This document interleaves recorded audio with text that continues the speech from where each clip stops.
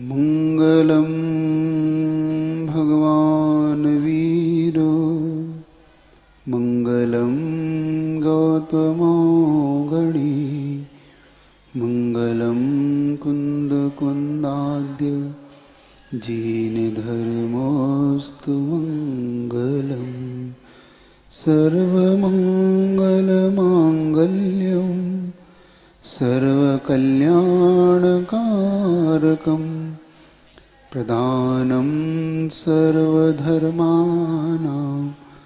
जीनं जयतु शासनं जीनं जयतु शासनं। बोले देवादिदेव आदिनाथ भगवान की, कुंडलपुर के बड़े बाबा की, संत श्रोमणी आचार्य भगवान गुरु विद्यासागर जी महाराज की, मुनिपुंगो सुधा सागर जी महाराज की, प्रणम्य सागर महाराज की।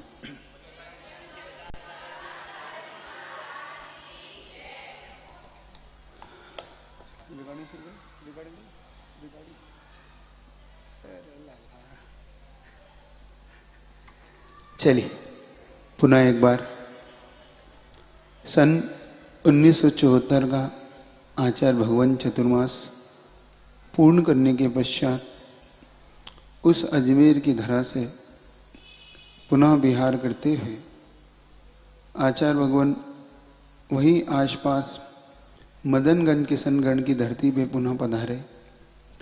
पुनः पुनः गुरु चरणों में उनका जाना, पुनः पुनः उसी स्थान पर आसपास गुरु की यादों को मानो समेटना ही चाहते हैं।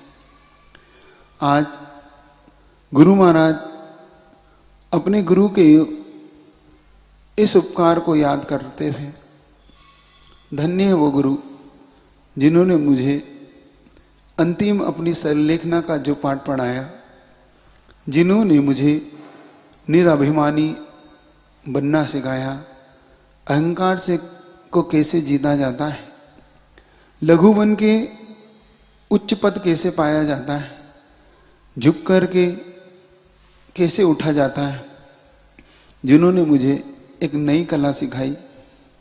ऐसे उस कला के स्वामी धनी आचार्य गुरुवर ज्ञान सागर जी महाराज को बार बार याद करते हुए, जिनका मन अपने गुरु की यादों में खोया रहता है, फिर भी अब उससे ऊपर उठकर गुरु की दी हुई शिक्षा और आज्ञा का पालन करना जिनका एक कार्य रह गया है, उनके लिए मात्र गुरु आज्ञा सर्वोपरि जिन्होंने हमेशा मानी, उन्हीं के अनुसार जिन्होंने जीवन को ढाला, जीवन को उच्च दिशा देने के लिए उन्होंने मात्र गुरु की दी हुई शिक्षा और संस्कार को ही सर्वप्रथम रखा।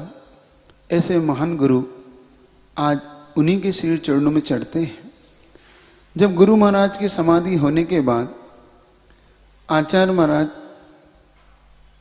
एक बार जब इंदौर नगर में चतुर्मास कर रहे थे, गुरु समाधि के विषय पर एक वहीं के एक श्रावक शिष्टि ने गुरु महाराज से पूछा,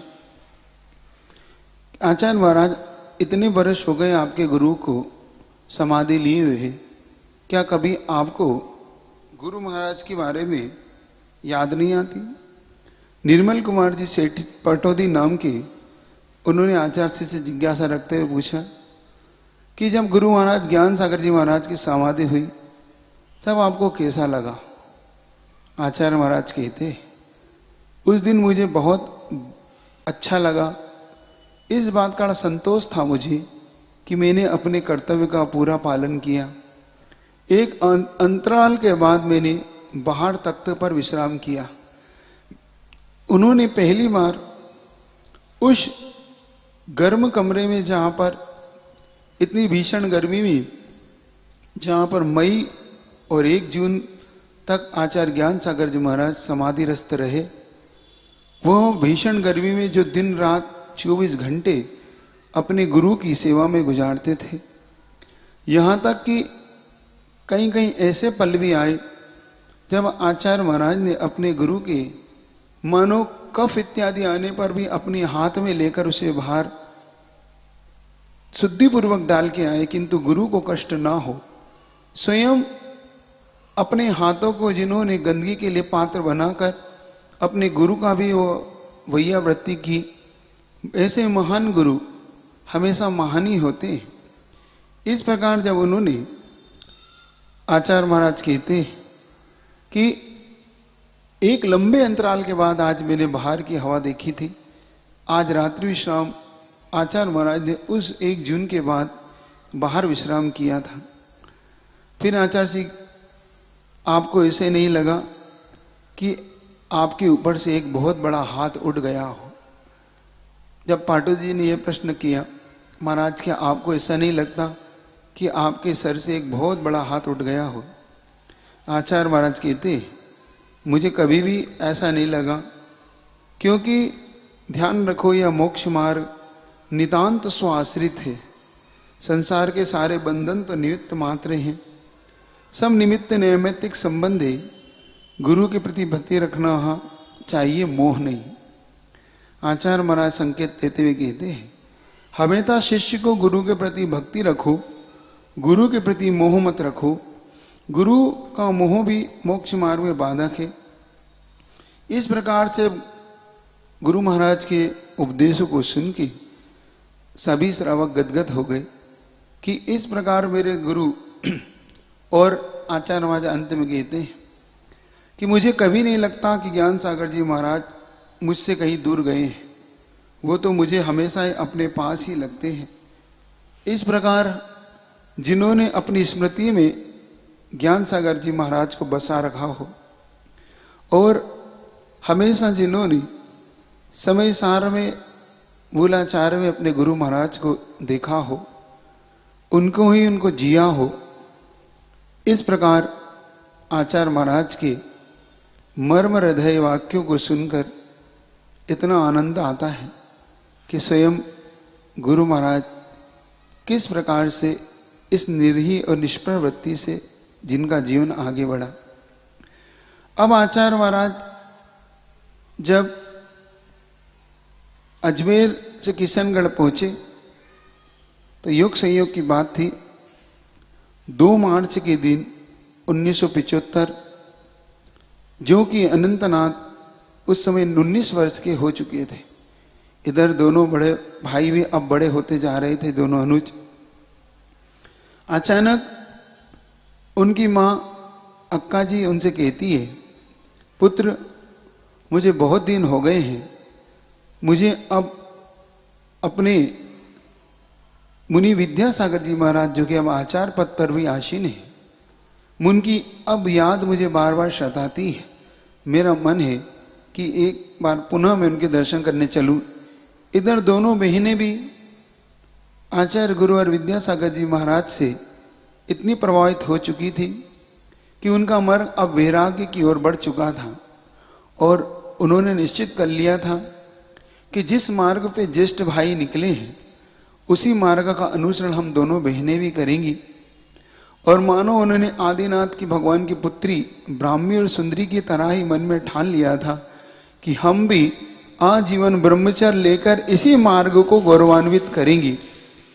बस जिनका मन बार बार माँ को इसी के लिए निवेदन करता था, माँ एक बार, बस एक बार मुझे हम दोनों को पुनः विद्यासागर जी के दर्शन करा दो। हम उन्हीं के चरणों में अब व्रत लेना चाहती हैं, हम उन्हीं के चरणों में अब रहना चाहती हैं, हम उन्हीं का मार्ग का अनुसरण करना चाहती हैं। जब माँ से ये बार बार कहती थी तो उनकी माँ श्रीमती क्या करे, उनके मन में भी यही भाव फूटता था, जो अनुसरण मेरे पुत्र ने किया है, जो एक मेरा ही पुत्र होके जो इतना बड़ा मार्ग चुन सकता है, तो क्या मैं उसकी माँ होके इस मार्ग को नहीं चुन सकती। उनका भी मन अब मानो इसी पथ पर आगे बढ़ने का हुआ। उन्होंने अनंतनाथ को बुलाया। अनंतनाथ कहती है, बेटा हमें अब शीघ्र ही यहाँ से विद्यासागर जी के पास चलना है, किंतु मल्लप्पा जी शायद परमिशन ना दे, इसलिए मेरा मन है तुम साथ होकर व्यवस्था बनाओ, अब तुम बड़े हो गए हो, इस प्रकार से अक्का ने, जिनको अक्का कहा करते थे, जो श्रीमती माँ, जिनको अनंतनाथ अक्का वगैरह के नाम से पुकारते थे, क्योंकि अक्का यानी माँ का एक शब्द ही अक्का शब्द कहा जाता है। बिना बताए दोनों बहनों को साथ ले वे सीधे वो आचार्य विद्यासागर जी महाराज के दर्शन करने के लिए मुंबई से रतलाम होते हुए अजमेर की ओर पहुंचने के लिए अब वहां से निकल पड़े।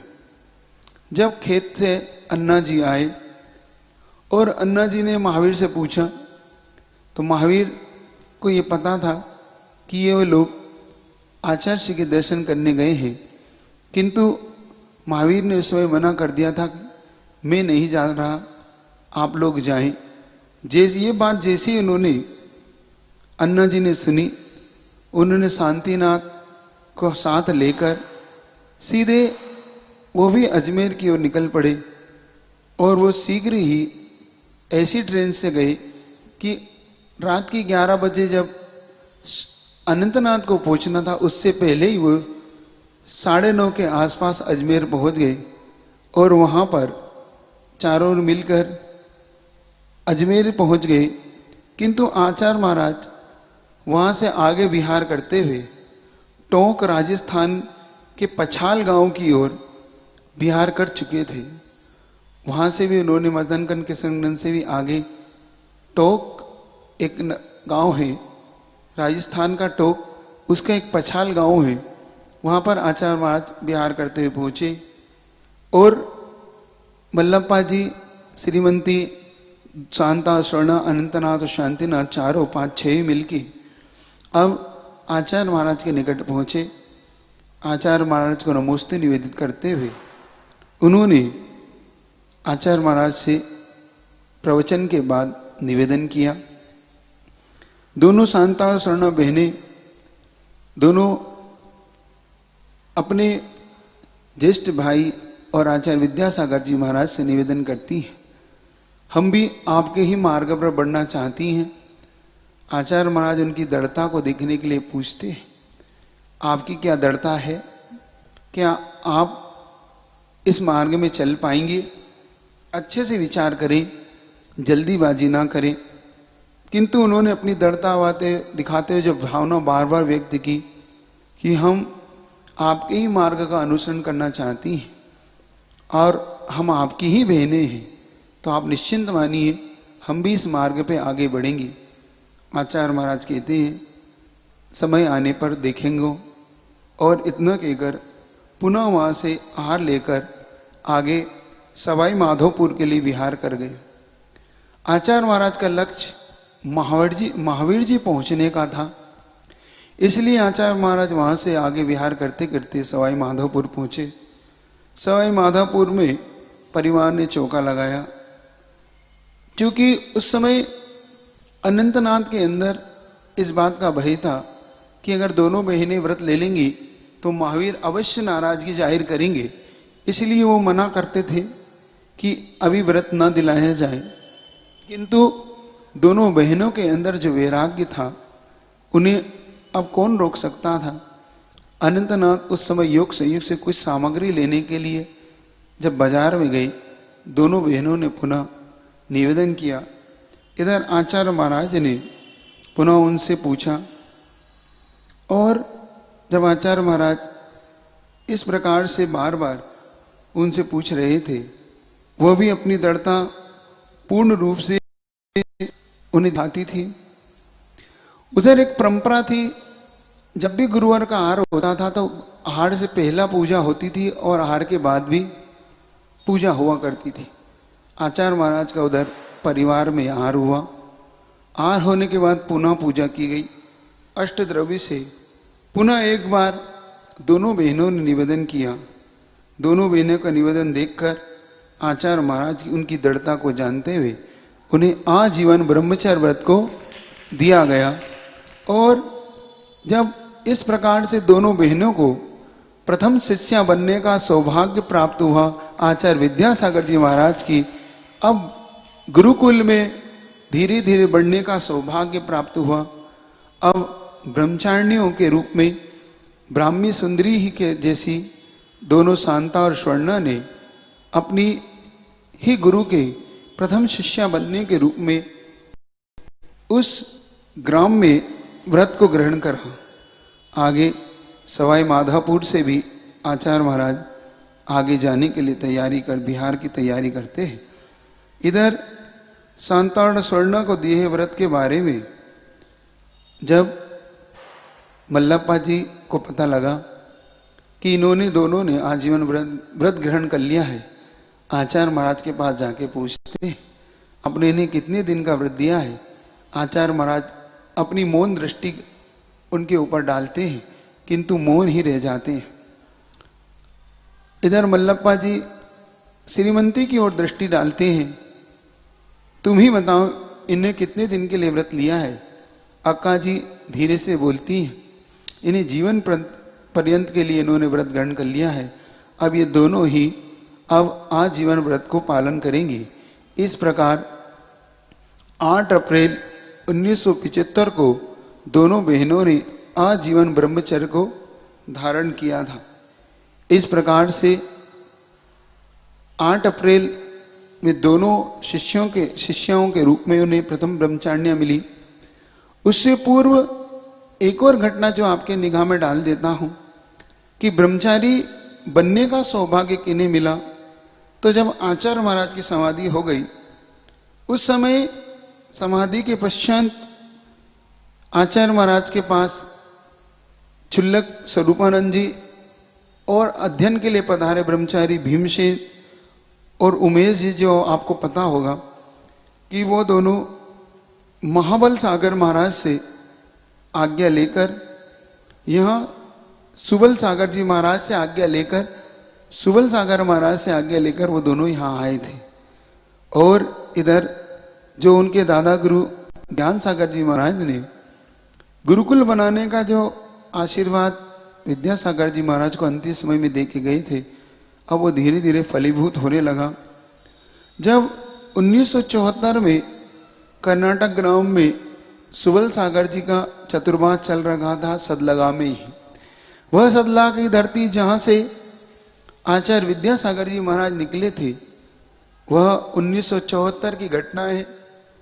योग संयोग से सुबल सागर महाराज का वहां पर वर्षा चल रहा था।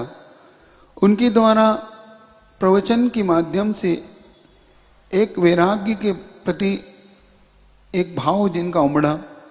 18 वर्षक नवयुवक एक महावीर प्रसाद जी करके प्रधान जी के थे, उनके अंदर जब ये वैराग्य का बीज फूटा, महावीर प्रसाद जी प्रधाने उनका नाम था। जब वो अपने वैराग्य को और दृढ़ करने के लिए मन में निश्चय कर रहे थे और उनने मन में ये दृढ़ भावना बना ली थी कि मैं भी दिगंबरी दीक्षा को धारण करूंगा।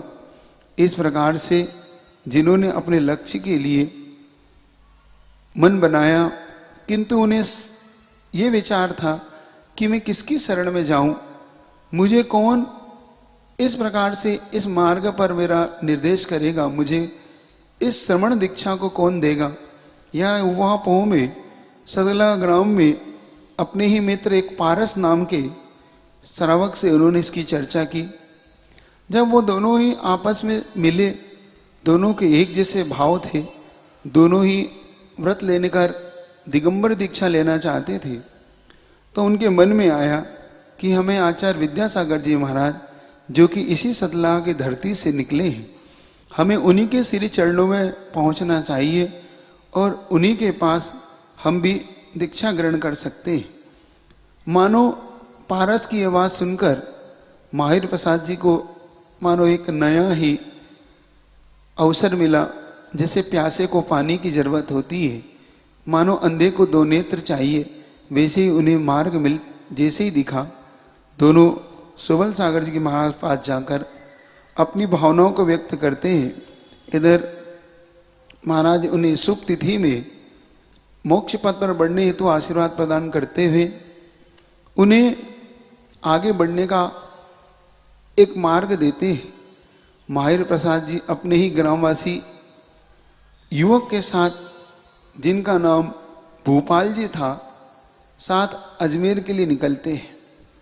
जो उनका मित्र पारस थे वो वहीं रह जाते हैं, किंतु एक और उनका मित्र जो कि भूपाल जी थे वो अब उनके साथ होकर अब आचार्य विद्यासागर जी के महाराज के पास पहुंचने की योजना बनाते हैं। इधर दोनों मिरज से रेलगाड़ी द्वारा मुंबई रतलाम होते हुए 5 फरवरी 1975 को अजमेर पहुंचकर आचार्य महाराज के दर्शन के लिए, वही जो कि मदनगन के संगल से उनका बिहार हुआ था, उसी धरती पर पुनः पहुंचते हैं। आपको ये याद रखना है कि जो बहनें थी उन्होंने इसी मदनगंगा से बिहार के बाद फरवरी में, मार्च में उन्होंने व्रत लिया था। ये घटना आपको मैं फरवरी की बता रहा हूं। आपको पुनः फरवरी की घटना बता रहा हूं आपको मैं, क्योंकि आपको ये बताना था मुझे कि ब्रह्मचारिणियों ने व्रत कब लिया था और प्रथम ब्रह्मचारी के रूप में कौन उनके पास आया था। ये दोनों घटना आपको मैं बता रहा हूं। इसलिए आप इसको तारीख में ना उलझकर आप इसको ये समझने का पुरुषार्थ करें कि ब्रह्मचारी रूप में कौन उनके पास सर्वप्रथम आए थे। तो दोनों युवक जब पहुंचते हैं, सर्दी का मौसम था, आचार्य महाराज चिंतन मनन में लीन थे। वीतरागता की जीवन मूर्ति के दर्शन करके दोनों ही उनके दर्शन से इस प्रकार की अनुभूति पाते हैं। जब आचार्य महाराज के समक्ष वो निवेदन करते हैं, आचार्य महाराज उनसे पूछते हैं तो बताते हैं कि हम सदलगा से आए हैं, आपके ही श्री चरणों में हम रहना चाहते हैं। महाराज पूछते हैं, ज्ञान अर्जन और ब्रह्मचर्य व्रत ग्रहण करने के बाद आप क्या बनना चाहते हैं, क्या करना चाहते हैं? इस प्रकार आचार्य महाराज के पूछने पर महावीर प्रसाद जी बोलते हैं, उसके बाद हम तुरंत दीक्षा लेना चाहते हैं। आचार्य महाराज दोनों की वैराग्य भावनाओं को जानकर दोनों से कहते हैं, आप दोनों को सिर मुंडाना होगा, क्योंकि बड़े बड़े बालों के साथ आपका व्रत नियम इस प्रकार से पालने के लिए एक अच्छे ब्रह्मचारी के रूप में आप दोनों शीघ्र ही इन बालों को छोटा कराएं। तो शीघ्र ही दोनों उन तुरंत तैयार होते हुए पहुंचते हैं। आचार्य महाराज की आज्ञा से सिर को मुंडा हुआ एक धोती दुपट्टा पहनकर आचार्य महाराज के चरणों में आजीवन व्रत के लिए निवेदन करते हैं। आचार्य महाराज देखते हैं वैराग्य भावों को, तो उन्हें आजीवन ब्रह्मचर्य प्रदान करके संघ में प्रवेश देते हैं। यह दुर्लभ और अद्भुत संयोग ही रहा कि जिस मदनगन किशनगढ़ स्थान में, जिस ऐतिहासिक पावन भूमि पर आचार्य विद्यासागर जी महाराज ने आचार्य ज्ञान सागर जी महाराज के गुरुकुल में प्रवेश किया था, आज उसी पावन धरा पर वही सदलगा के दोनों युवक आचार्य विद्यासागर जी महाराज के संग में प्रवेश पा गए। उनके गुरुकुल में उनके द्वारा व्रत इत्यादि लेकर आज ज्ञान सागर जी महाराज का सपना मानो अब साकार होता दिखने लगा। गुरुकुल का जो उनका सपना था उसमें प्रवेश प्रारंभ हो गया और उनका सौभाग्य इन दोनों को प्राप्त हुआ। इस प्रकार से आचार्य महाराज के द्वारा दिए हुए निर्देश के अनुसार अब वो अपने दिनचर्या को व्यवस्थित करने लगे। अब वो आचार्य महाराज ने उन्हें कुछ निर्देश देते हुए कहा था, अब आप सबको हमेशा इस बात का ध्यान रखना है कि ज़्यादा बड़े बड़े बाल ना करें।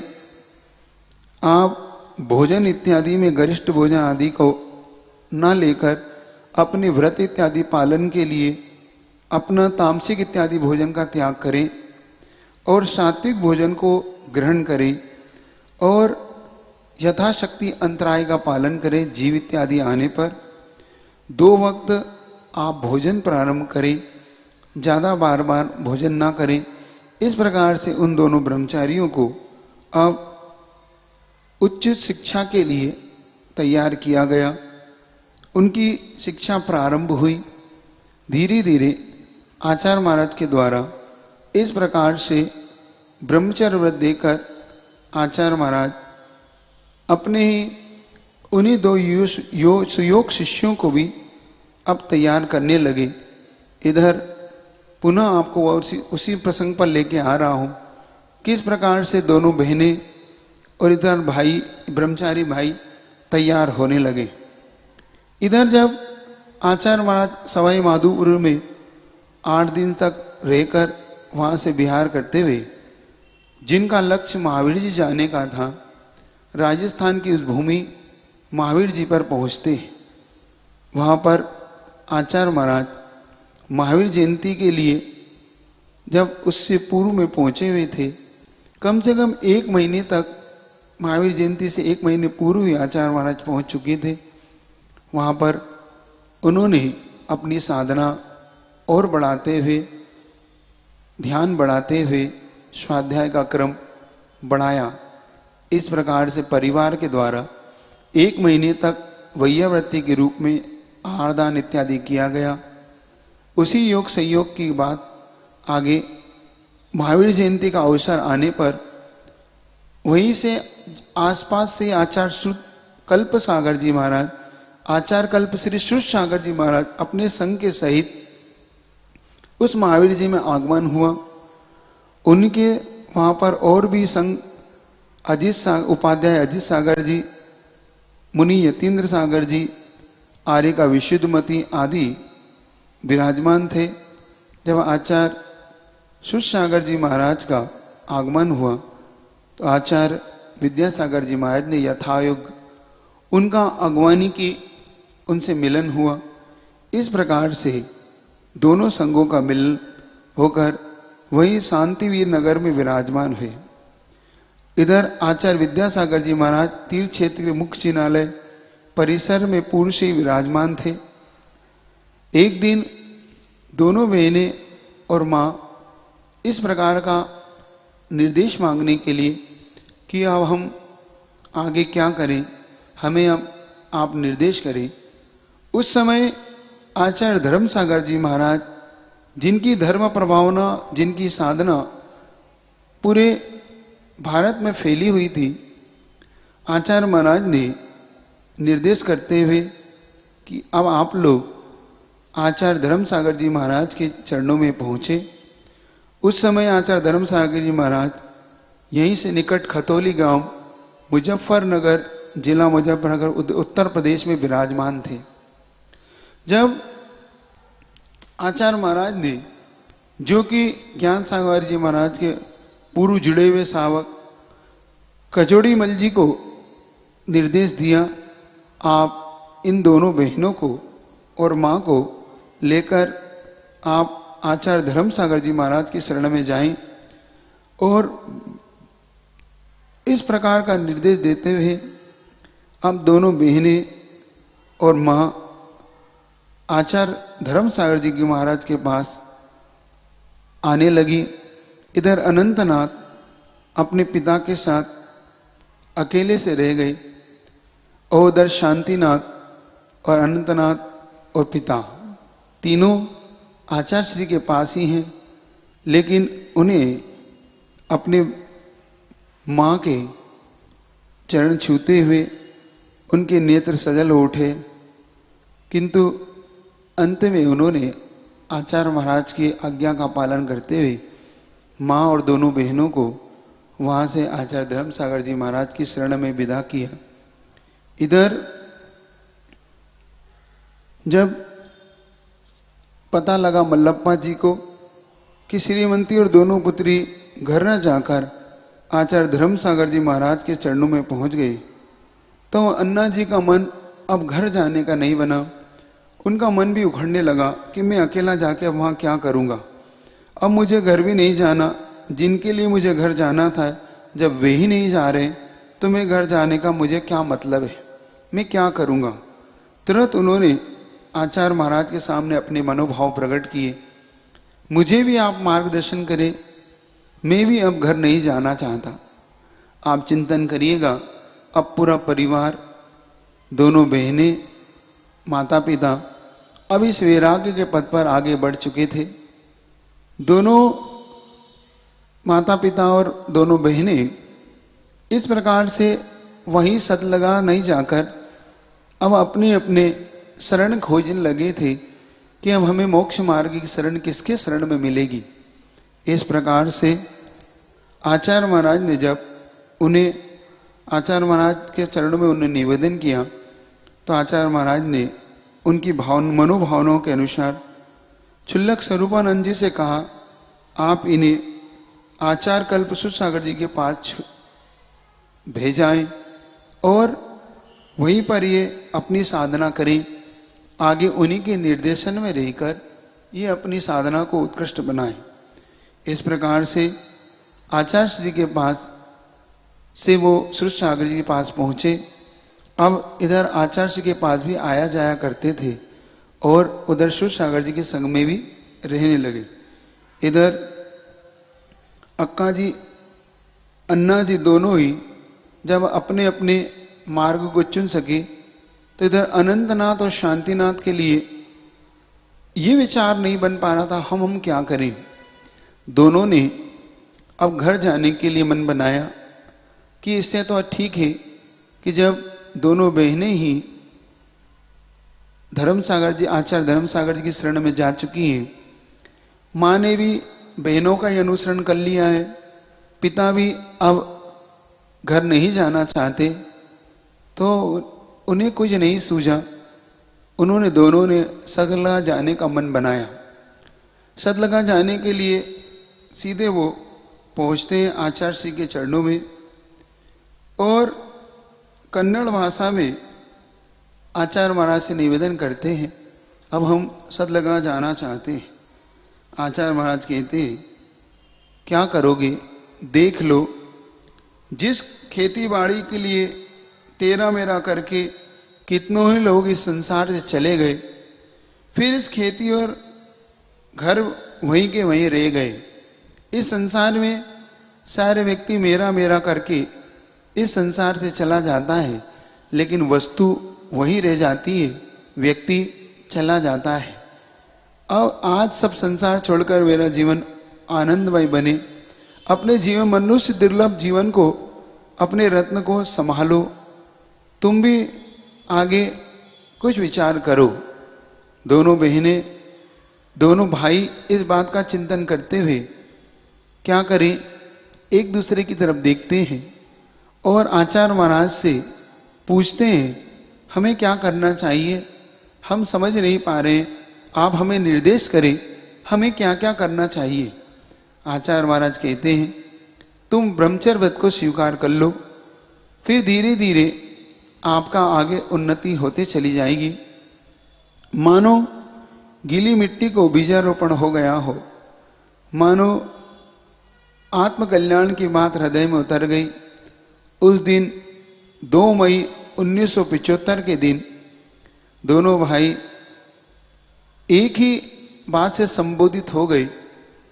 छोटे से वाक्य से उनका जीवन बदल गया। उनका जीवन इस प्रकार से अपने ही ज्येष्ठ भाई और आचार्य गुरु विद्यासागर जी महाराज की एक छोटी सी लाइन जिनका जीवन को उन्नत बना गई। दोनों भाइयों ने निर्णय किया, ठीक ही तो है, हम लोग इस प्रकार से जब जाकर सिर्फ राग द्वेष क्यों करें, हम भी इसी मार्ग का अनुसरण क्यों ना करें। तुरंत दोनों भाई ने श्रीफल लाकर आचार्य महाराज के चरणों में चढ़ाया और 2 मई 1975 को अब पूरे परिवार में से दोनों भाई भी आचार्य श्री की शरण को प्राप्त हो गए। कभी कभी पूज्य योग सागर जी महाराज से हम पूछा करते थे, हम लोग भी, महाराज आपको वैराग्य कैसे आया, आप कैसे रह गए। तो एक बड़े मनोरंजन रूप में उत्तर दिया करते थे योग सागर जी महाराज, मैं तो किट्टी पार्टी मनाने गया था, मैं तो पिकनिक मनाने के लिए गया था और मेरा भाव तो मात्र घूमने का था। मुझे जब अक्का जी ने कहा कि चलना है तो मैंने सोचा चलो ट्रेन में सफर भी घूमेंगे अच्छे से और देखते हुए घूम फिर के आएंगे। मैं तो पिकनिक मनाने के लिए गया था, लेकिन आचार्य महाराज ने मुझे ऐसा आशीर्वाद दिया कि मैं आज तक पिकनिक मना रहा हूं, फिर घर नहीं गया।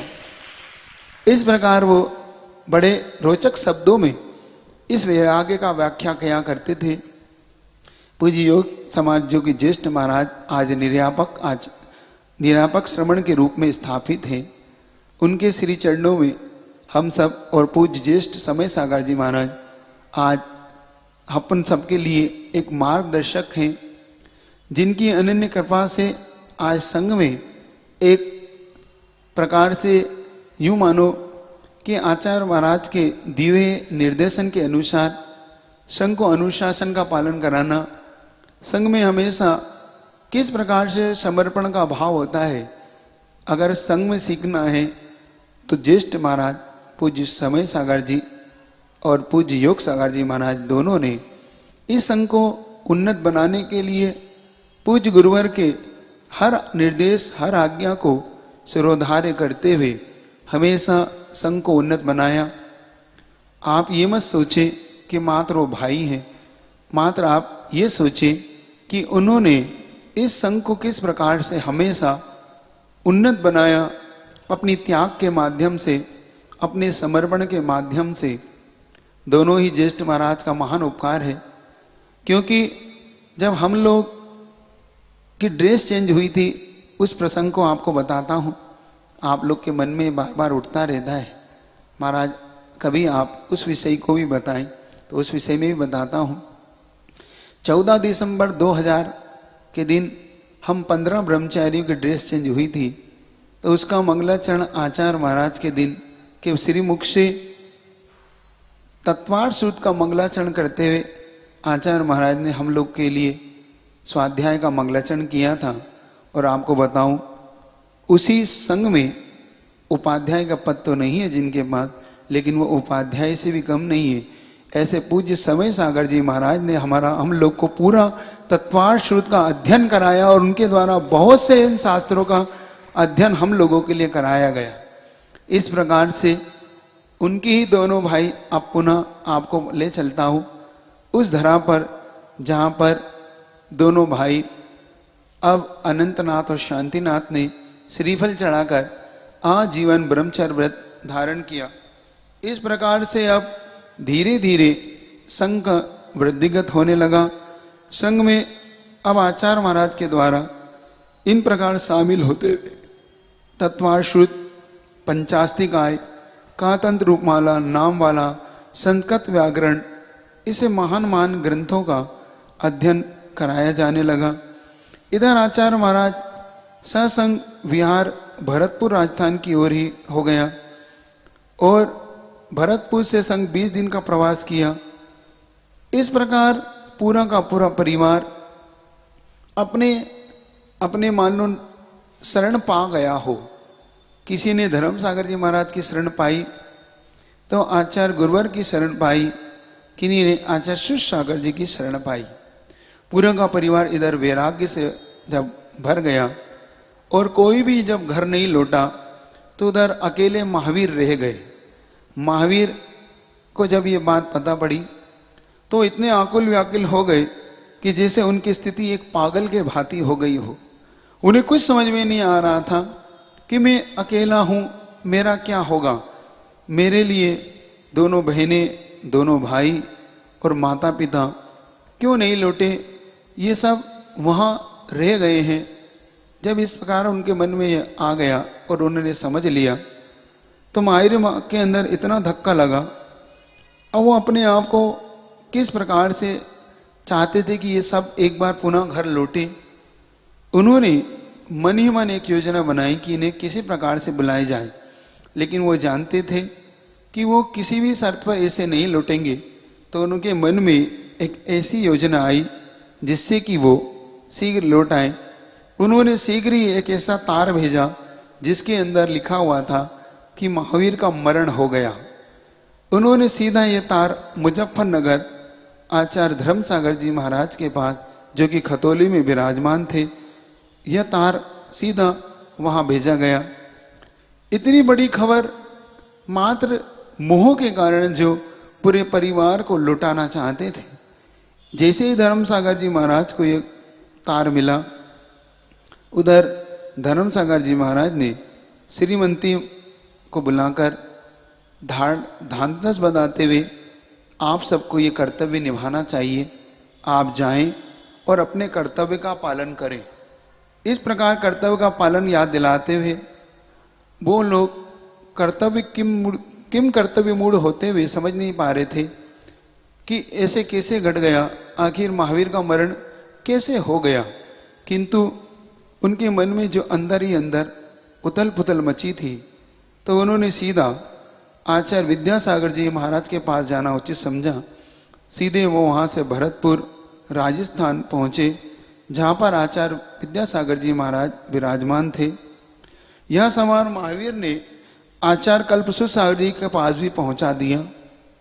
अतः मल्लप्पा जी भी इस समाचार को सुनकर सीधे भरतपुर विद्यासागर जी के महाराज के पास पहुँच गए। अब सारा परिवार एकत्रित हो गया। जब इधर उन्होंने सबने आचार्य श्री के चरणों में ये बात बताई कि घर में इतनी बड़ी घटना घट चुकी है, आचार्य जी महाराज 1 मिनट के लिए गंभीर हो गए, किंतु दूसरे ही पल उनके चेहरे पर हंसी फूट आई और उनके चेहरे पर हंसी का रहस्य कोई नहीं समझ पाया। तो मल्लप्पा जी गंभीर होकर पूछते हैं, इतनी बड़ी घटना घटी, हम क्या करें? आचार्य महाराज मुस्कुरा के कहते हैं, ये घटना मैं पक्के विश्वास से कह सकता हूँ ये झूठी है, इस पे आप विश्वास ना करें। लेकिन मल्लप्पा जी का हृदय अंदर ही अंदर घबरा रहा था। जब उनके इस प्रकार के विश्वास को आचार्य महाराज ने टाल लिया, तो कोई बात नहीं, क्या किया जाए? फिर महाराज ने कहा, एक काम करो अनंतनाथ, तुम इन दोनों बहनों और माँ को ले जाकर महावीर जी में आचार्य कल्पसुत सागर जी के पास छोड़ आओ। और इस प्रकार से सुत सागर जी के पास अनंतनाथ लेके पहुंचते हैं। तो इधर सुत सागर जी ने सारी घटना को सुना, तो उनने संग में रखने से मना कर दिया कि आप बड़े महाराज धर्मसागर जी ने जो कहा है पहले वो करो, आप अपने कर्तव्य का निर्वाह करो। जब आचार्य ब्रह्मचारी अनंतनाथ ने निवेदन किया कि आचार्य विद्यासागर जी ने तो आपके लिए कहा है और उनका मानना है कि ये सब झूठ है, आप इन्हें आर्यिका विशुद्धमती माता जी के पास रहने के लिए आशीर्वाद प्रदान कर दे। तो आचार्य सुरसागर जी महाराज के जो शब्द थे वो मार्मिक हैं, आप सबके लिए सुनने योग्य हैं। वो कहते हैं, आपके गुरु महाराज, मतलब आचार्य विद्यासागर जी महाराज के लिए वो कहते हैं, आपके गुरु महाराज 12वें गुण स्थान के निर्मोही साधक है, मैं तो 6ठे 7वें गुण स्थान का वीतरागी साधु है, इसलिए मैं नहीं रख पाऊंगा। आप जाकर एक बार पुनः विद्यासागर जी महाराज से मिले। ब्रह्मचारी अनंतनाथ के पास अब कोई समाधान नहीं था, इसलिए सीधे आचार्य श्री के पास पहुंचते और सारी घटना को बताते हैं। ऐसा आचार्य से सुनते हैं, अगर ऐसा है तो आप लोग एक बार घर हो आओ, तो आपको स्वयं सारी बात स्पष्ट हो जाएगी। तब शांतिनाथ को संग में छोड़कर माता पिता, दोनों बहनें और ब्रह्मचारी अनंतनाथ घर के लिए निकलते हैं। शाम होते होते तक दूसरे दिन शाम, मतलब एक दिन ट्रेन में गुजरता हुआ दूसरे दिन शाम को 6-7 बजे तक सतलगा पहुंचते हैं।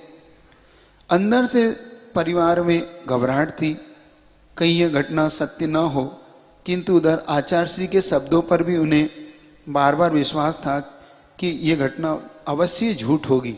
किंतु झूठ और सत्य का फैसला कैसे हो? जिनका मन डामाडोल हो रहा था इस बात को लेके कि कोई अनर्थ ना हुआ हो, घबराहट माता पिता को भी थी। जब सतलगा पहुंचते हैं तो देखते हैं कि घर पर ताला लगा हुआ है। खिड़की से अंदर झांकते हैं तो 24 भगवान के जो ऊपर प्रतिदिन दीपक जला करता था, वह दीपक और लाइट यथावत जल रही थी। उन्होंने समझ लिया कि घर में सब कुछ ठीक है। पड़ोसियों से जब उन्होंने पूछताछ की तो पता पड़ा कि महावीर अभी अभी मंदिर गए हैं। मल्लप्पा जी जैसे ही सुना, मल्लप्पा जी को आचार्य विद्यासागर जी की महाराज की बात याद आ गई। कि गुरुवर के मुख से निकला हुआ शब्द कभी भी गलत नहीं हो सकता। उन्होंने इतनी दूर से ही भाप लिया था कि महावीर की मातृ बुलाने के लिए एक कोई योजना है। और मल्लप्पा जी कहते हैं अगर ऐसा है तो घर का ताला तोड़ दो। ताला तोड़कर सबने प्रवेश किया और कम से कम 1-1.5 महीने तक घर पर रहते हैं। इधर मल्लप्पा जी लगभग जब घर पर रहते हुए विरक्त मन होकर, उनका मन अब घर में नहीं लगता था, क्योंकि उनका मन अब इस मार्ग पर बढ़ने के लिए बार बार दौड़ता था। तो इस प्रकार से अब सबने योजना बनाई, इधर महावीर को छोड़कर पिताजी बहन और मां अनंतनाथ को लेकर 15 अगस्त के दिन अब पहुंचते हैं। कहाँ पहुंचते हैं आपको आगे बताया जाएगा। किस प्रकार से आचार्य महाराज विहार करते हुए किस दिशा की ओर पहुंचते हैं, तो आपको सुनकर सबको प्रसन्नता होगी उत्तर प्रदेश वालों को कि आचार्य महाराज महावीर जी से होते हुए आचार्य महाराज ने उत्तर प्रदेश फिरोजपुर की और फिरोजाबाद की ओर उधर बिहार प्रारंभ किया। इधर उत्तर प्रदेश की धरती पर आचार्य महाराज का पहला कदम पड़ता है। किस प्रकार से आचार्य महाराज इस ओर आना चाहते थे, किस प्रकार आचार्य महाराज का जो तीव्र भाव था, अब आपको सुनने को आगे मिलेगा। आज इतना ही रखते हैं। गुरुकुल इस प्रकार से दिन प्रतिदिन बढ़ता हुआ आचार्य महाराज के लिए गुरुकुल में अब धीरे धीरे वृद्धिगत हो रही है। आचार्य ज्ञान सागर जी महाराज का दिया हुआ आशीर्वाद फलीभूत हो रहा है। आगे पूरा का पूरा परिवार किस प्रकार से व्रत नियम लेकर इस मोक्ष मार्ग के पथ पर बढ़ने लगा, आगे सुनेंगे कल के दिन। अब आपसे एक ही बात पूछना है कि आप 6 बजे से अगर आ जाएं तो ये कथा अपन 6 बजे से जारी रख लें। आ जाओगे 6 बजे? क्योंकि अब तो रात वैसे भी होने लगी। चाहता हूँ आपको कि अब 7, सवा 7 तक यहाँ से फ्री हो जाए, ठीक है? तो कल से अगर आप समय पे आ गए तो 6 बजे से अपनी ये कथा शुरू हो जाएगी। नहीं भी आओगे तो 6:15 से 7 बजे तक इस प्रकार से चला के आपको छोड़ दूंगा, क्योंकि आगे आपको ये पता पड़ेगा कि आचार्य महाराज ने किस प्रकार से भट्टी में तपे हुए स्वर्ण के भांति इस दिगंबरी चर्या को, श्रवण संस्कृति को किस प्रकार से संभाला है। कितनी कठिन परिश्रमों को सहकर, कितने कठिन मार्ग को सहता हुआ या गुरुवर का जो स्वरूप आज निखरा हुआ है। जो एक महान आचार्य कैसे बनता है, एक महान गुरु क्या क्या साधना करता है, एक महान श्रवण इस आगम को सामने रखकर किस प्रकार से दर व दर सीढ़ियां चढ़ता है। आज जो स्वरूप आपको दिख रहा है वह स्वरूप किस प्रकार से ढला है, किस प्रकार की भट्टी में तपकर या कंचन बना है। सोना वानी का सोना, 24 कैरेट का सोना यूं ही नहीं मिलता। जब वो पाषाण बार बार, स्वर्ण पाषाण बार बार भट्टी में तपता है, तब जाकर मुकुट बनता है। उससे भी कहीं उत्कृष्ट साधना गुरुवर ने की। कितनी कठिन कठिन परिश्रमों को झेला, कितनी बार वो समाधि की ओर तक उनके लिए ऐसी अवस्थाएं आई। किस प्रकार से बुंदेलखंड की धरती पर आचार्य महाराज के चरण पड़े, सुनने को आप तैयार रहेंगे। ऐसा जितना ही रखते हैं। बोले गुरु विद्यासागर जी महाराज जी की।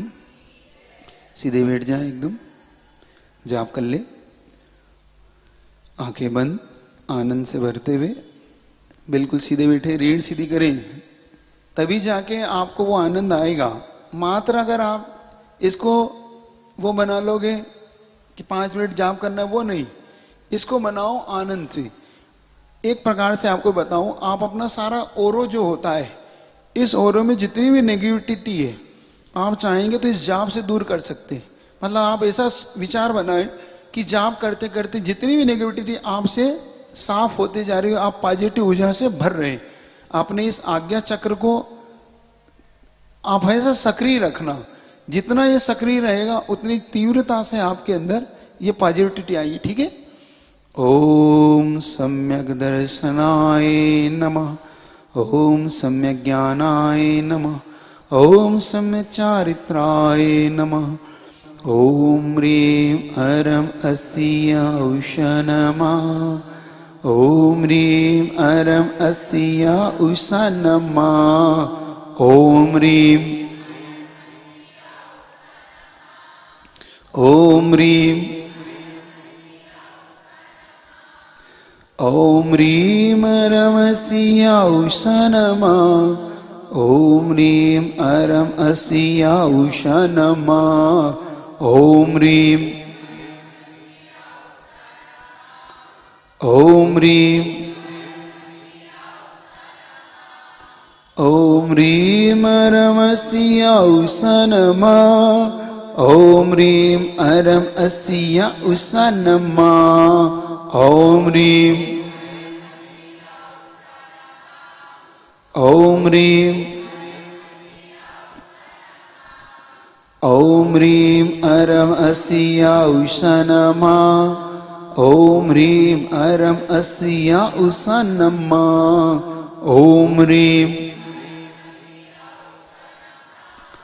ओम ह्रीं ओम ह्रीं अरम अस्य उषा नमः। ओम ह्रीं अरम अस्य उषा नमः। ओम ह्रीं ओम ह्रीं ओम ह्रीं अरम अस्य उषा नमः। ओम ह्रीं अरम अस्य उषा नमः। ओम ह्रीं ओम ह्रीं ओम ह्रीं अरम अस्य उषा नमः। ओम ह्रीं अरम अस्य उषा नमः। ओम ह्रीं ओम ह्रीं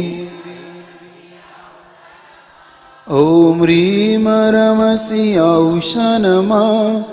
ओम ह्रीं अरम अस्य उषा नमः। ओम ह्रीं ओम ह्रीं ओम ह्रीं अरम अस्य उषा नमः। ओम ह्रीं अरम अस्य उषा नमः। ओम ह्रीं ओम ह्रीं ओम ह्रीं अरम अस्य उषा नमः। ओम ह्रीं अरम अस्य उषा नमः। ओम ह्रीं ओम ह्रीं ओम ह्रीं अरम अस्य उषा नमः। ओम ह्रीं अरम अस्य उषा नमः। ओम ह्रीं ओम ह्रीं ओम ह्रीं अरम अस्य उषा नमः। ओम ह्रीं अरम अस्य उषा नमः। ओम ह्रीं ओम ह्रीं ओम ह्रीं अरम अस्य उषा नमः। ओम ह्रीं अरम अस्य उषा नमः। ओम ह्रीं ओम ह्रीं ओम ह्रीं अरम अस्य उषा नमः। ओम ह्रीं अरम अस्य उषा नमः। ओम ह्रीं ओम ह्रीं ओम ह्रीं अरम अस्य उषा नमः। ओम ह्रीं अरम अस्य उषा नमः। ओम ह्रीं ओम ह्रीं ओम ह्रीं अरम अस्य उषा नमः। ओम ह्रीं अरम अस्य उषा नमः। ओम ह्रीं ओम ह्रीं ॐ ह्रीं हरमसि औष नमः। ॐ ह्रीं हरमसि औष नमः। ॐ ह्रीं ॐ ह्रीं हरमसि औष नमः। ॐ ह्रीं हरमसि औष नमः। ॐ ह्रीं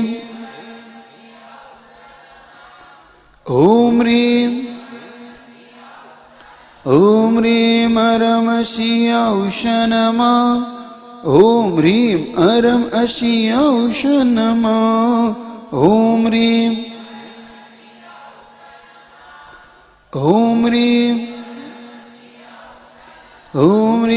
हरमसि औष नमः।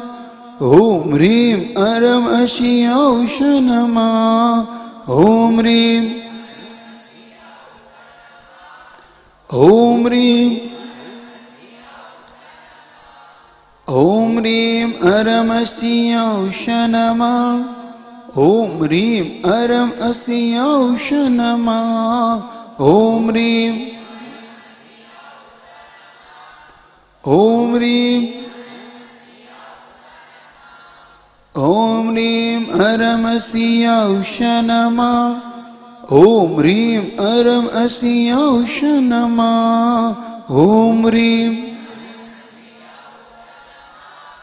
ॐ ह्रीं हरमसि औष नमः। ॐ ह्रीं हरमसि औष नमः। ॐ ह्रीं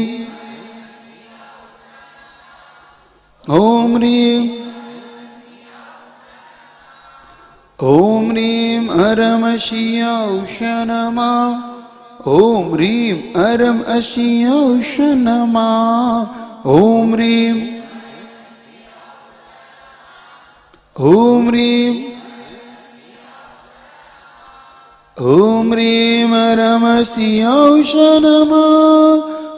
ह्रीं हरमसि औष नमः।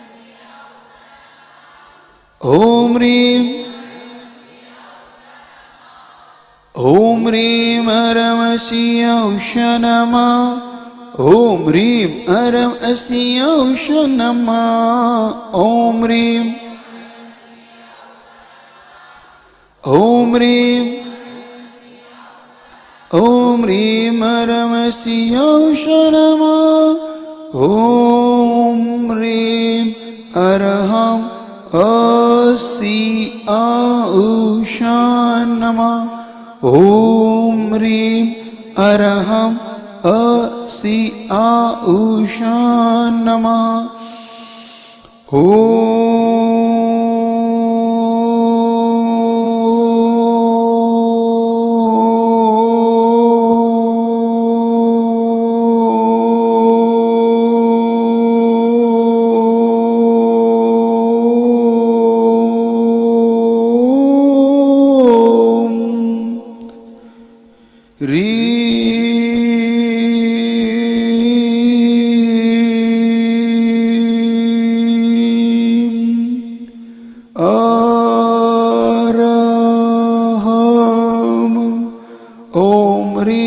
अरहं असि औष नमः। बोले पंच परमेष्टि भगवान की। आचार्य गुरु विद्यासागर जी महाराज दोनों हाथों का चर करते हुए पूरी ऊर्जा को अपने शरीर में महसूस करें। शेष ऊर्जा जीव कल्याण के लिए छोड़े। एक कायसर कर ले। अब एक बात और ध्यान से सुने। आप लोग के लिए अब प्रतिदिन जो गाथा आपको सुनाई जाएगी उनके अभ्यास के लिए 5 प्रश्न आप तक भेजे जाएंगे।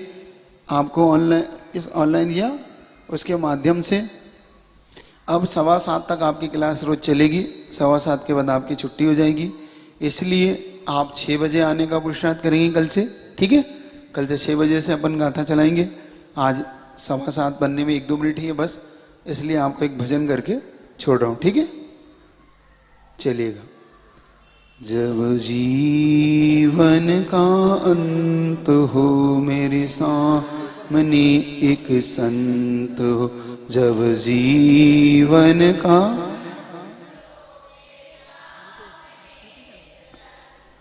मेरे होठों पर अरिहंत हो, महावीर का वह पंत हो। मेरे होठों पर अरिहंत हो।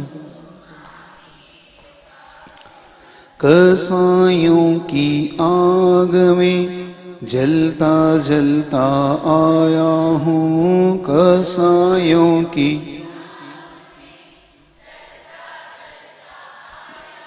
वासना की राह पे चलता चलता आया हूँ, वासना की राह। दुख भरी इस यात्रा का, दुख भरी इस यात्रा सुखद अंत हो। जब जीवन का मेरे सामने एक संत, मेरे होठों पर अरिहंत हो, महावीर।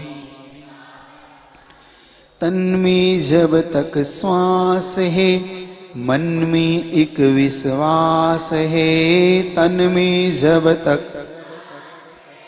मन में एक विश्वास, मुक्ति की ही प्यास है, गुरु चरण की आस है। मुक्ति की ही गुरु चरण की।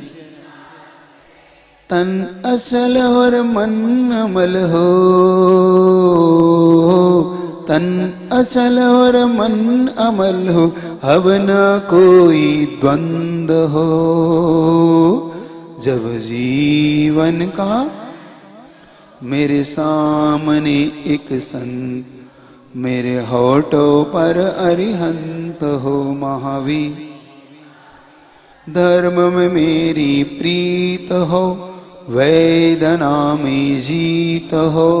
धर्म में मेरी वेदना में जीत, आगम का संगीत हो, प्रभु नाम का गीत हो। आगम का संगीत हो, साधना के नंदन वन में, साधना के नंदन वन में भावना बसंत हो। जब जीवन का अंत हो, मेरे सामने एक संत, मेरे होठों पर अरिहंत हो, महावीर। गुरुदेव का वह पंत हो, वाणी का वह। अब आपके लिए यही समय रहेगा। अब शनिवार जिज्ञासा समाधान आप करना चाहते हैं तो ऐसा सोचा है, जिस दिन एग्जाम होगी उस दिन जितनी देर, आधी घंटा आपकी स्टोरी चलेगी तो आधी घंटा आपका जिज्ञासा समाधान होगा। तो आप अपने प्रश्न उस दिन के लिए भेज दें या रख लें, जैसा भी आपको उचित लगे। और एक और कार्य दिया था सब लोगों को, 5-5 प्रश्न बनाने का। तो सब कर रहे होंगे, मैं ऐसा मानता हूँ। 5-5 कुछ लोगों को कहा है कि वो अपने 5-5 प्रश्न बनाएं और लेके आएंगे, ठीक है। प्रतिदिन बनाओ तो अंतिम दिन आपसे देखेंगे आपके प्रश्न, ठीक है। अगले पेपर आपको 17, पार्ट नंबर 17, 18 और 19, 3 पार्ट से आपकी अगली एग्जाम होगी। वो आप तक पहुंच गई होगी, आज शाम तक या पहुंच जाएगी। रिजल्ट की बात रही आपकी, तो रिजल्ट के लिए एक दिन और इंतजार करना होगा आपको। कल शाम तक आपका रिजल्ट आ जाएगा। रिजल्ट वैसे बन गया, फिर भी एक बार उसको मैं अपनी संतुष्टि के लिए चेक करूंगा। अभी भी जिसकी कॉपी नहीं पहुंची हो, अगर मतलब कल आप नहीं पहुंचाना है, लेकिन अगर कल तक नहीं पहुंचाई हो तो अगर वो इनको संपर्क कर ले कि हमारी कॉपी नहीं मिली, क्योंकि भैया ने लिस्ट जारी कर दी होगी, आपको कर दी ना। तो अगर आपको ऐसा लगता है कि मेरा नंबर नहीं है उसमें, तो आप लोग, ठीक है, चलिए। जिन वाणी के ज्ञान से सूझे लो खालो,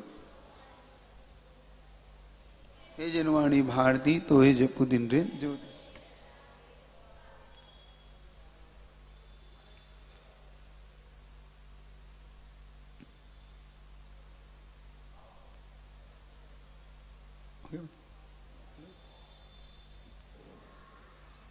कितने लोग जो तुम पूछना हम जाएंगे।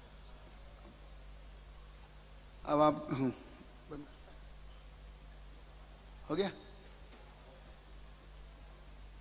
रहे 5 प्रश्न आपके यहाँ आज शाम के ना, आप भैया पूछा करेंगे आपसे, है? नहीं, आप 7:20 हो गए, चले ठीक है। भैया को